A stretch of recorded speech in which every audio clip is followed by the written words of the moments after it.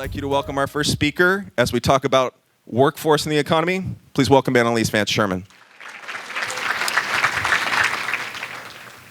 All right. Well, thank you for that warm introduction. As was mentioned, my name is Anneliese Vance-Sherman. I'm a regional economist with the Employment Security Department. Of course, I'm going to give a little bit of background about why you'd have an economist from Employment Security here today. The Employment Security Department, of course, is responsible for everything with unemployment insurance in Washington State, as well as another number of other programs, including leave and care. We are critical partners in the workforce development system and WorkSource and a lot of, just connecting people with work. I come from the data division, which is responsible for basically a partnership with the Bureau of Labor Statistics. We provide labor market information such as the unemployment rate, what's going on with different industries and wages, and we do that in partnership with the Bureau of Labor Statistics. So a little bit of context there. As a regional economist, my job is to help make sense of the data, to help transform that data into information and into a story. And so I promise, I am not going to throw numbers at you today. We're going to have a conversation. We're going to be looking at the story about the economy as we've all been living through in the past couple of years. So right here, the first, this is the image that I think about. When we first started going through this whole situation with COVID, my initial imagery was a roller coaster. I'm looking at the unemployment rate, putting a little car up there and seeing where it goes. But at this point, just 2 years ago, if we think about it, we were looking at unprecedented unemployment rates. And unprecedented meaning unprecedented high unemployment rates. Statewide, we were almost 17%. And here we are today. Yes, I am throwing some numbers at you. 3.7% statewide for 3 months in a row. And by the way, this is also record-setting. So we've gone from record-setting high unemployment to record-setting low unemployment. Hence, I think it's called a Newton's cradle. We've been seeing everything just kind of accelerating. We're seeing that cause and effect, and it doesn't necessarily make sense until we're in hindsight. But yes, we're seeing one action leading to the next, and we'll kind of walk through a little bit of how that looks. So what I'm going to show you next are a few slides that kind of explain the situation that we're looking at, and I'll walk through this. But we've got a low unemployment rate right now. When we're talking about labor shortages, that's really important. If you're a business and you see a low unemployment rate, that means it's harder to hire. And we're all hearing this, we're all seeing this, we're all experiencing this. We've got a smaller labor force. I'll be illustrating that, that contributes to that low unemployment. We've got a record number of job openings, which, again, we're also all experiencing. A little bit of a teaser. As an economist, all I do is I tell you what you already know. Because we're all living it, and the data that we're collecting and publishing is coming from everybody in our communities. We are seeing high quits rate. When we're hearing about high quits, yes, that is happening, and I've got data to document that. We're seeing lower than usual layoffs, and we're seeing rising wages. So this all comes together, and I'll try to make sense of how these all fit in the next few slides. First, the demand side of the story. At this point, we are, if we were to see what demand looked like in, over the past several years, if we were to look at the number of jobs, what you would see is kind of this wave-like pattern that undulates. We've got it gradually growing over the course of, we've got history going back to the 1930s when we're looking at national data in Washington State about 1990. But what you would be able to see is basically this wave-like pattern of demand. Truly, it's where demand and supply meet, right? Because we're talking about where jobs are actually happening. But what we're able to see in that data is that it does drop off. That you've got moments when we have acceleration of job growth, and then moments when demand wanes, and we overall, we can see jobs going away. Now, usually when those jobs decline, what we end up seeing is high unemployment rate. This time around, it's a little bit different. Okay, so describing the shape of this over again, if we had seen the slide, what you'd see is this overall pattern and then a steep and very sharp drop that defies what that usual pattern is. You've got this wave-like pattern, and then all of a sudden from February to April of 2020, in Washington State, we lost about 6 years worth of job growth in 2 months. So we knew that something significant was happening. Everything just kind of at once fell apart, but the data shows that too. So this was something that was completely outside of our experience, a sudden drop-off of about 6 years worth of job growth, taking us back to 2013. So in the meantime, okay, economists, we're scrambling. We're trying to figure out in this moment in time, what is this going to look like? And so what do? We look at our comfortable wave-like pattern and we say, okay, it's going to be a really long time before this comes back. And what did we get? We got a very sharp V. Very sharp and quick recovery, really impressive. And I think that that's really important to illustrate because what it's really saying is, we can do great things.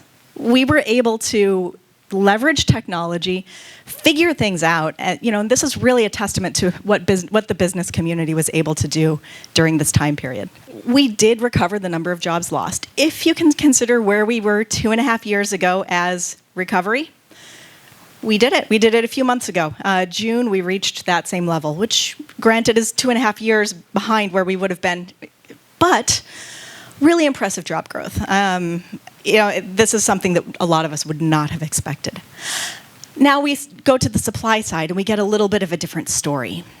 So the supply side, I'm looking at labor force, labor force is the portion of the adult population who is able to work, who either has a job or is actively seeking employment. And if I was to stretch this out nationally all the way back to as far back as it goes, the 1940s, it looks like a straight line. And the reason is, it really correlates more with population than it does with jobs. Okay, so what we've got, and you can see in Washington State as well, that it pauses. Labor force kind of pauses for a minute when we've got economic weakness, but overall it does not drop down in that wave-like pattern that we see with demand. So what this means is as long as we have population growth, we can reasonably expect to see labor force growth as well, until 2020. And so this is really, if you don't remember anything else, these two slides really kind of sum it up. We had demand come roaring back after an extremely steep drop. And usually supply isn't impacted at all, but this time around, supply got gutted.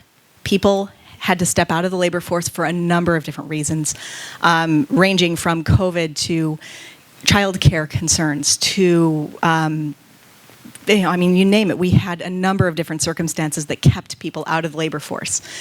What you'll also notice is that while those jobs in the previous slide returned really quickly, labor force lagged. And this is really the crux of the situation that we're in right now. Demand came back much more quickly than supply. Now we can see we also just reached that threshold point. Supply is back to about where we were before the pandemic, but we kept on growing. So we're about 50,000 people shy of where we should be. There's still a large gap in terms of the number of people that we would expect to be in labor force. We've got a lower labor force participation rate, and that's really these two, where supply and demand meet or fail to meet, really kind of illustrates the story. A couple other unprecedented things. The unemployment rate that I was describing before. We got up to 16.8% statewide, and now we're down at 3.7% for the third month in a row. Extreme swings. And the reason for this, of course, when we're talking about the unemployment rate, we're talking about the portion of job seekers within the labor force. And we have fewer job seekers. Why? Because we've got a smaller labor force. And generally speaking, when we're talking about a low unemployment rate, we're saying people are able to connect well with work, and we are seeing that. For the most part, if you're a job seeker right now, it's a good time to be a job seeker right now, partially because you're competing with fewer job seekers. So that's really kind of what's going on there. This very messy slide, looking at hires, job openings, layoffs, and quits. And I'll just draw attention, first of all, to the orange up at the top there. That's job openings. Yes, we are in a moment where we are seeing unprecedented number of job openings. Okay, remember that first image? Physics, right? We've got a record number of job openings, partially because we're digging out of an exceptionally deep hole. Those job openings are, coming back. We're seeing that in all of our data. We're seeing elevated hiring as well. That's the blue line right there. So overall, telling that same story. When we look at quits rates, yes, we do have more people quitting. Why are more people quitting? The economy is great. There are a lot of jobs, a lot of different job openings available. Generally speaking, when we look at quits rates, it's fundamentally an optimistic measure because people are feeling good about their prospects. And with this number of job openings, that makes sense. So right now, we're seeing a story that really is very positive, especially for job seeker. We're seeing wages increase. I will add, well, wages have been on the rise. This is looking nationally at wages year over year, and they've risen about 5%. So as an employer, yes, it is true. You are paying more for your new hires than you have in the past. But not keeping up with inflation. Inflation is about 9%. So that's kind of a challenge that we're seeing. Here's inflation up to 8.2% year over year. So, everything is kind of compressed. I guess that would be the way I would describe it. The normal processes that normally take a long time really compressed together. So this is that first slide that we saw.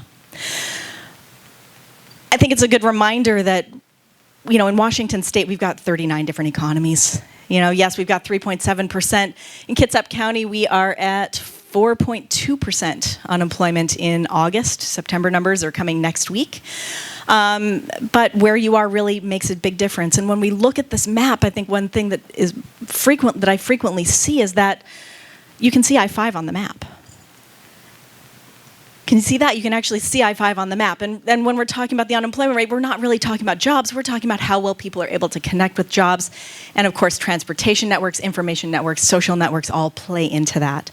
And diversification of the economy. By the way, even Ferry County with 8.2%, that's pretty low for Ferry County. So overall, we're all kind of experiencing this pattern of labor shortages right now.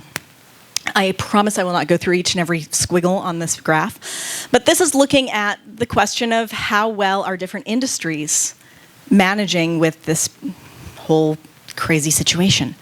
And what I've done here is I've basically said employment in February 2020 is going to be 100%, and let's see where the different industries go from there. This has been my roadmap throughout the entire pandemic. And what we can see is we've got a few different outliers, and I'm just going to highlight a couple of them really quickly. First, that dark blue one that goes down and down and down before coming back. That's our leisure and hospitality, our restaurants, hotels, entertainment venues. Lost about 40% of all jobs within the space of 2 months, which is just astounding when you think about it. And keep in mind, this is a really large set of industries as well.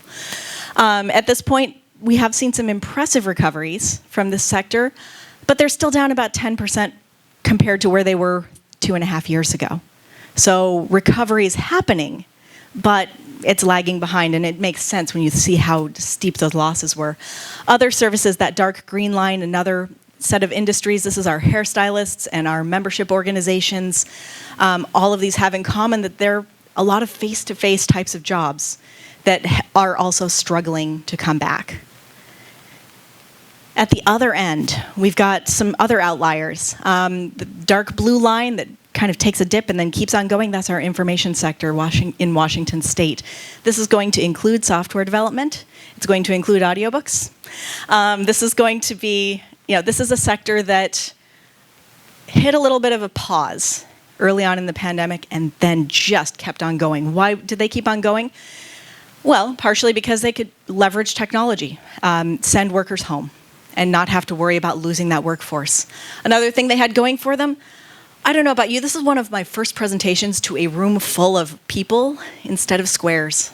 We have all been leveraging and using products and services from this sector more than we ever have, and more creatively than we ever have. So information just kind of kept on going. Two more that I'll point out. Construction, that you can see the orange line, a deep V, and then snaps right back.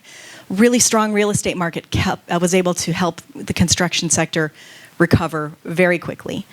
And then one more I'd like to point out, one that blue line that drops and then comes back pretty quickly, that's retail trade. And of course, retail is very diverse. On one hand, we're picturing retail, thinking about Main Street and bricks and mortar stores that struggled. But then we've also got in that, grocery stores, which we used more than we have used in the past. We've changed our spending patterns. And online retail is also there. And of course, in Washington State, online retail is a very big player. They were able to not only leverage new shopping habits as well as technology to send workers home. So, very different situations depending on which sector you're in, and the sectors where people were able to work from home recovered much more quickly on average. This is the exact same information, only showing, see that really, that basically showing that leisure and hospitality is a big sector. That's basically the takeaway there. Kitsap County, still not yet fully recovered, but almost there. About 3.4% below where they were before going in to the pandemic, but as a whole, what we see is that the areas in Washington State that recovered first tend to be in eastern Washington, where there's a lot more agriculture, a lot more businesses that were really focused on considered essential services in terms of the composition of the whole labor force.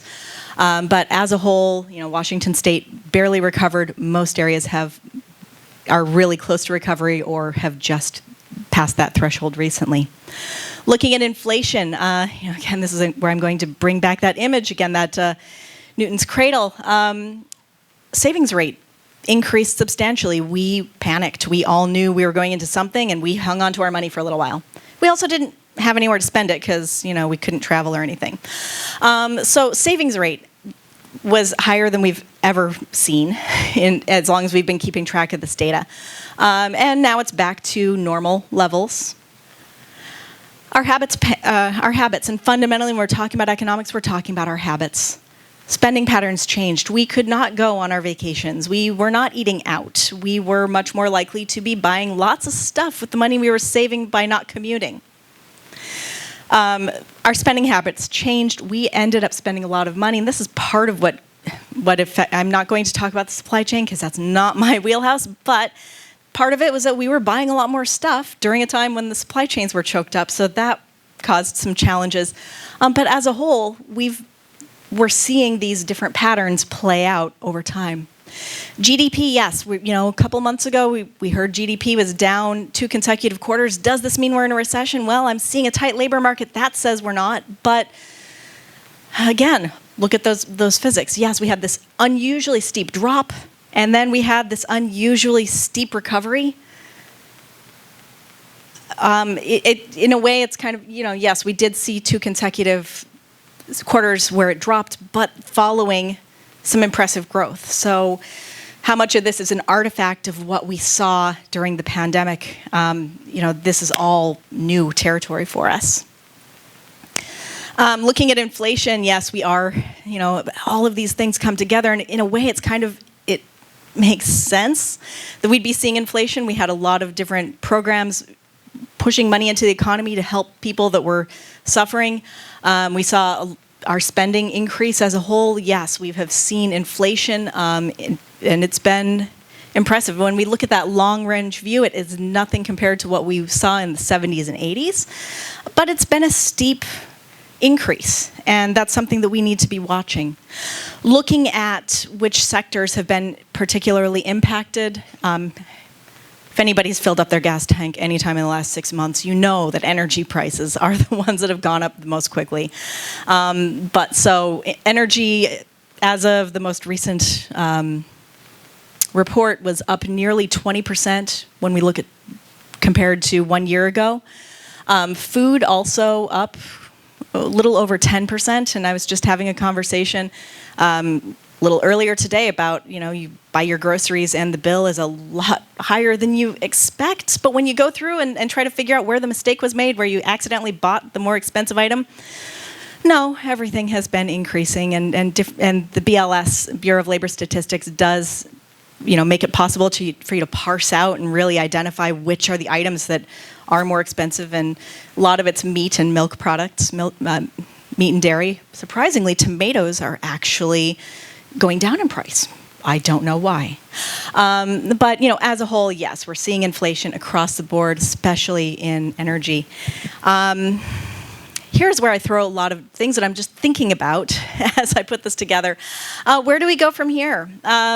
First thing I put up here is barriers and possible solutions to employment. Of course, we're all experiencing this challenge. A lot of individuals are still struggling to come back into the economy, and the question is, where did they go? Do they want to work? How can we lure them back? And I think that this is, that's really kind of the question, especially if you're thinking about how to bring in a workforce when you're struggling to have that workforce back. Thinking about what is it, and this is really a community level conversation, what is keeping people out of the workforce? What can we do to help bring them back in? And I think a couple things to think about are the care economy. Two key sectors that we look at that really are kind of our social infrastructure: child care services and elder care services, nursing homes and long-term care facilities.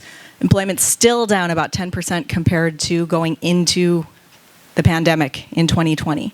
So these are two sectors that are struggling to return, and until people have the ability to send their loved ones to childcare or to elder care, a lot of people brought people into their homes, and that's been constraining a lot of our workforce, especially women. So thinking about childcare creatively, I think that's something to really focus on. A lot of people are suffering long COVID, and we will not, there's a lot of information that we will learn more about this moment in 5 years than we know right now. But long COVID is certainly a consideration. People who have underlying health considerations, thinking about the possibility of returning to work is daunting for a lot of people based on their own health or health of their loved ones. Digital literacy, more important than ever. I think that a lot of these themes really are a little bit of the more things change, the more they stay the same. We have been talking about the affordability and accessibility of childcare forever. And same thing with digital literacy. The question about how well are people who don't have computer skills able to access the labor market. Right now, one of my concerns is, as more work has gone online or has been made available as telework options, the question of digital literacy and now adding on to other job requirements, can you do Microsoft Teams? Are you familiar with Zoom? Digital literacy, I think, is going to be a challenge for a lot of people and something that we need to be thinking about. Labor force, I put in age because there's one piece that I didn't mention that has been the slow-moving piece that we could have predicted 20 years ago, and that is that the baby boomer generation is retiring, beginning to retire in large numbers, and not at a higher rate than previous generations, but it's a really large generation. And so we've got this, smaller little Gen X, and we used to, 10 years ago when I started this job, talk about the millennials, the kids. Well, they're not kids anymore. They're in the workforce. So now we're talking about a smaller generation, Gen Z, thinking about these really large shifts that are happening demographically that we need to be thinking about and that are absolutely impacting our numbers and the availability of labor. Okay, technology, and I am running out of time, so I'm just going to quickly make mention. Technology, of course, we've done great things. We have managed to get through the whole pandemic, largely because we were able to leverage technology, use it differently. And what has helped a lot of people also creates barriers for other people. And being, just thinking about how to use and how to make sure that our workforce of the future of now and of the future is able to access and use that technology. Of course, a lot of concerns and question marks around supply chains, around Ukraine and Russia, inflation, climate, a number of different factors that we're working on right now, and that all play into this overall situation. Here is my contact information. If you come up with a question now, or if you come up with a question later on, please feel free to email me. I'm happy to engage. Thank you.